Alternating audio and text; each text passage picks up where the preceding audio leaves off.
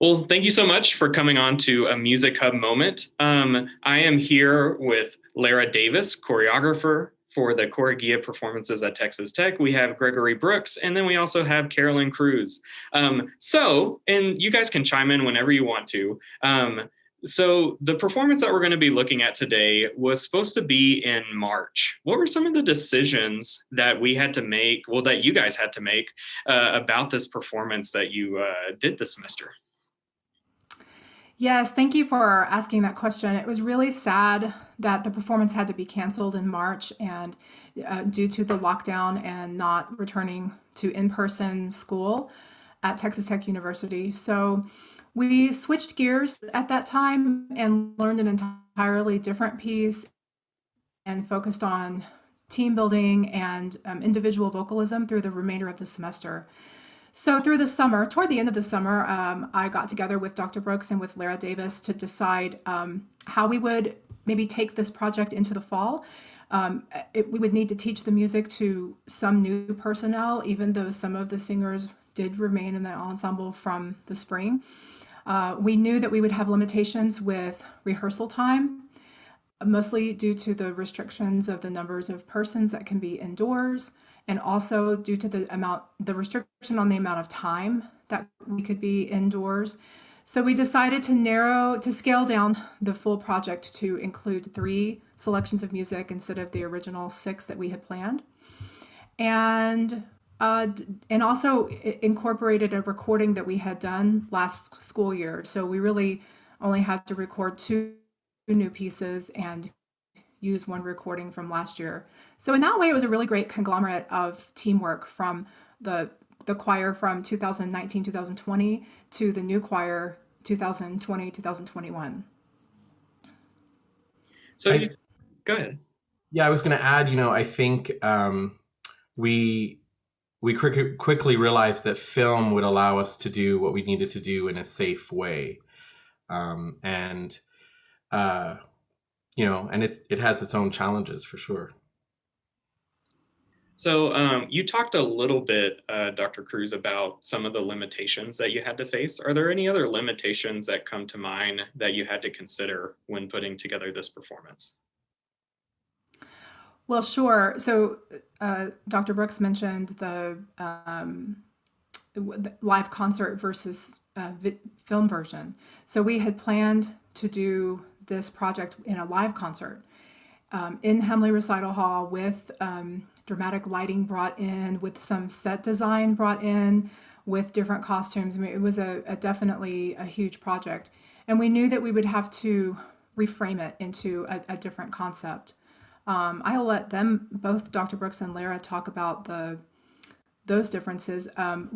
One other big piece was the masks that students would need to wear at all times during all of our rehearsals and during our audio recording session and during the filming. So that was going to be something to consider as well.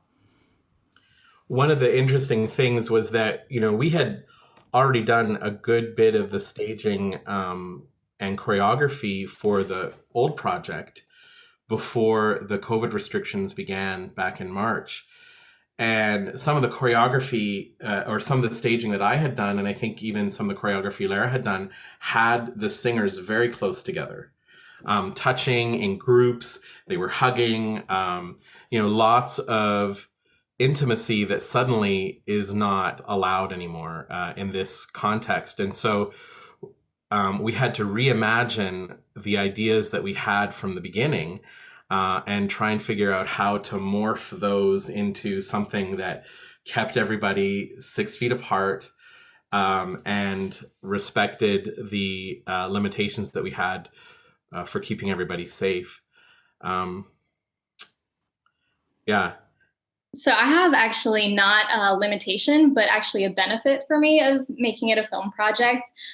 So with the in-person concert, I was really having to consider, these singers are both singing and moving at the same time. So I couldn't really incorporate too much heavy cardio movement or anything like that.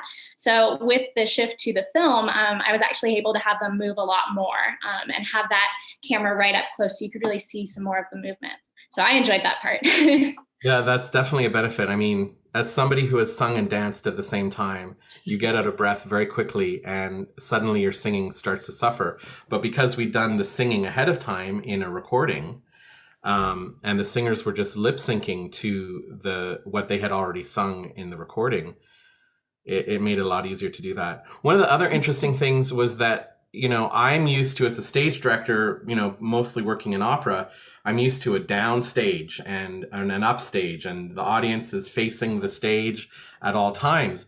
But when the camera is the audience member, you can move it all over the place. And so that took some time to kind of shift in my mind's eye how I was going to stage everything. Same here. It was a challenge, but it was also really exciting to be able to have those different perspectives to the choreography. Yeah, for sure. So what were some of we haven't got to hear much about some of the musical differences that we had to consider. Can we speak to those? Well, as far as the differences are concerned, it was the live performance, the live singing versus having an audio recording session that we would plan to use the audio file along with the video file. So that was definitely much different. We learned to live with our audio recording really well because we used that in playback during the rehearsals and during the video filming. So that was good. In that way, however, we were able to be creative about the locations of our filming. So one of the locations that we used is Urbanovsky Park, the amphitheater at the corner of Flint and 18th. And we used that space with the seating area. So the singers were sitting in the seating area, and the video was being taken from the normal performance space that's there, and from all around the singers. But that is not something that's suitable very well for choirs, or it's not suited very well for singers, that space. So because we were able to use the playback of the audio we already recorded, we could be really creative with the filming in that location. I think the location at Lubbock Moonlight Musicals, the warehouse that we used, was also a really interesting space. And that allowed us to use some really interesting lighting and gave it a very industrial feel. So that was a lot of fun. And then, so we're using a still shot of one of the ending scenes of one of the pieces as our actual background from the Lubbock Moonlight Musicals warehouse. I remember some of the singers kind of exclaiming as they came into the space before the filming session. They were just all, amazed at the lighting and the effect and what it looked like. I was going to add, I think we were able to do a lot more with lighting. I mean, I never saw the lighting in the theater space that we were going to be in, but there was some pretty cool stuff going on. And then I also want to add, with the audio recording, it was also a lot easier for me as a dancer because it was the same tempo every time. Whereas with live singing, it might be a little bit different each time. So movements might be slower, and it's actually a little bit more challenging for the singers. So it was nice to kind of have that steady tempo. Yeah. So I guess it's the title of this performance is "We Have a Voice." What's behind that? Is there a meaning behind this title?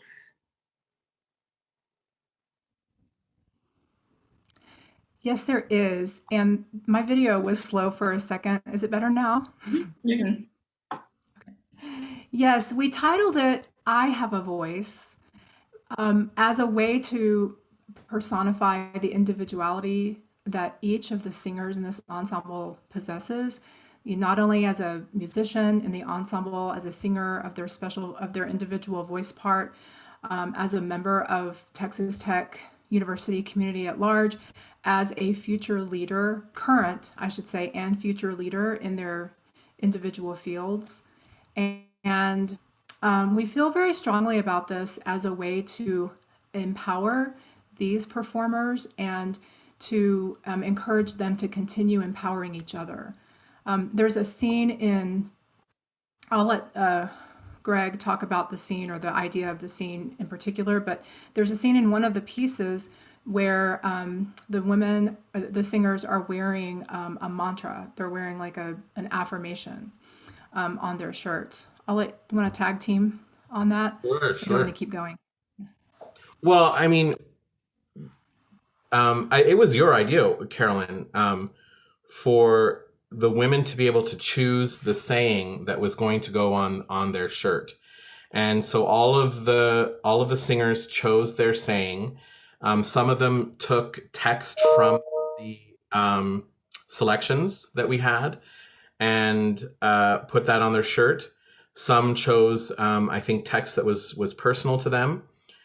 But there was as I was starting to plan out the staging for that particular piece, there was about a minute in the middle where I couldn't figure out what to do, because this was a change from what we had staged originally to what we were going to be able to do with film. And I thought, we need a moment where we can see all of these sayings on the t-shirts. So there's a moment in the second piece where for about a second, you see each woman, each singer, one after the other, and you can read their t-shirt. So it goes by pretty quickly. You may have to go back and press pause to read each individual shirt, but I think that was a really neat moment. The text to the pieces all deal with empowering women, empowering the being strong, being powerful, and they intertwine with each other really, really well. So we start with a piece called Warrior that describes a transition from basically not feeling like a warrior within yourself to realizing that you need to be a warrior for your sisterhood. And then the second piece is called Truth and speaks to having roots of the opening text is "My roots are earth," but really just being strong within yourself and believing in yourself, having that strong self-esteem, and has a phrase in it that says, "My mother told me I was beautiful." But many times our young women in society don't believe this because of what they encounter with peers and with social media and with bullying.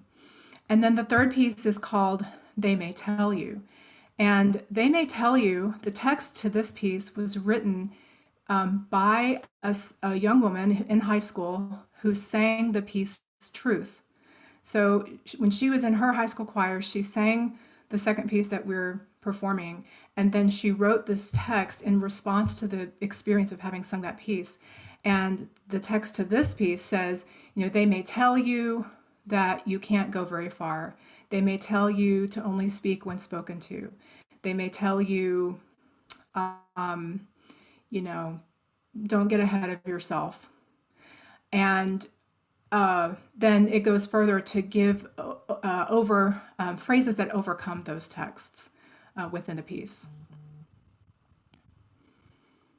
So, Lara, I have a question for you specifically. What does dance really bring to this performance? Because that's what makes Choregie so unique, is that we're adding this component of choreography. So can you speak to that?